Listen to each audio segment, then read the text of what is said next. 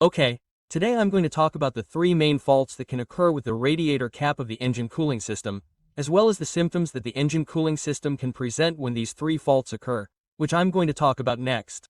The first thing that can fail is the structure of the radiator cap and mainly the seal, which are what will allow the radiator to get clogged. So, if any of these two components fail, what will happen is that the pressure will escape. The system will have difficulty maintaining pressure. With that, the engine cooling system will automatically lose performance. Additionally, we can also have coolant leaks through the cap. A faulty cap can cause leaks, and of course, if we are constantly losing coolant and not replenishing it in the system, we will potentially have an engine overheating problem. Apart from the fact that, for example, if a surrounding cap is damaged, or is, for example, crooked or hit, it is very likely that all the functions of the radiator cap are damaged, or will not work properly, and that will cause the system to lose a lot of performance, and therefore we will have a high probability of having the engine overheating.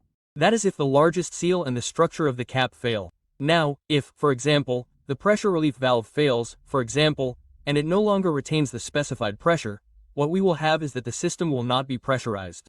And if the system is not pressurized because this valve does not work, automatically, even if everything else is fine, we will lose performance in the system. Since pressurization in the system is very important, it is a fundamental tool for the proper functioning of the engine cooling system. Therefore, a system where the pressure relief valve does not work, whether it is the mechanism or the gasket, is going to be a system that is going to have the possibility of overheating, and, in extreme cases, we can see scenarios where the water or the coolant can boil in the system, since it is going to be constantly working at temperatures very close to the boiling point.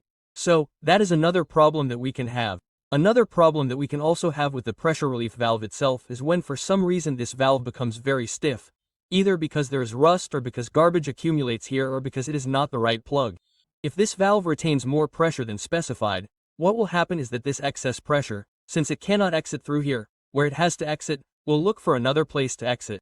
And generally, that place where the pressure will exit will be through the hoses, the hose joints, or the radiator, since these are the weakest areas of the system. So in a problem like this we can have leaks, either through the hoses, mainly through the joints, or through the radiator itself.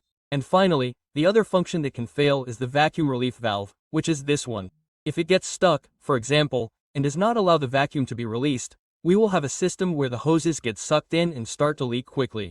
That is a problem that can occur. And the other problem, which is the most common, is when this valve becomes too loose, the mechanism no longer works. And basically what happens when this valve becomes too loose, as is the case with this one, for example, it is already very loose, and basically what happens is that the pressure is lost through there. It is useless to have the other valve here and the other mechanism still working. In any case, the system will not be pressurized, since all the pressure will ultimately escape through here. So those are the faults that we can have with respect to the radiator cap. And of course, all these faults can lead to engine overheating, which is quite unpleasant, quite problematic. So, finally, let's see the difference between a radiator cap that is new, like this one, and one that is in good condition. You can see the condition of the gaskets. It is clear that the cap still has all its properties. It is in a good position, it is not deformed, it is not cracked, the cap is also in good condition, the metal structure of the cap is in good condition.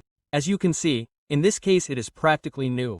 Now, this one, for example, which was already removed from a van, as you can see, if we put it like this, and here we can see that this gasket no longer works, it is already hard, it does not even stay in its position. The vacuum relief valve, as you can see, no longer fulfills any function. This is no longer useful.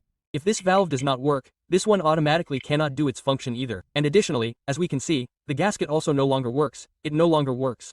And as if that were not enough, the structure is quite rusty, it is half deformed, and on top of that the main seal or the largest seal is also cracked. So, as we can see, it is all rusted, and for that reason it can be said that this radiator cap was no longer fulfilling any of its functions 100%.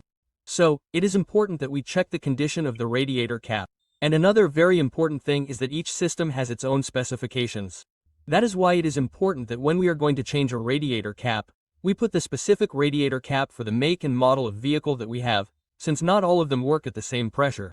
For example, in the case of this one it works at 16 pounds, there are others that work at 14, 15, it may be a little more, a little less, but it is important that it is the right cap for each specific make or model.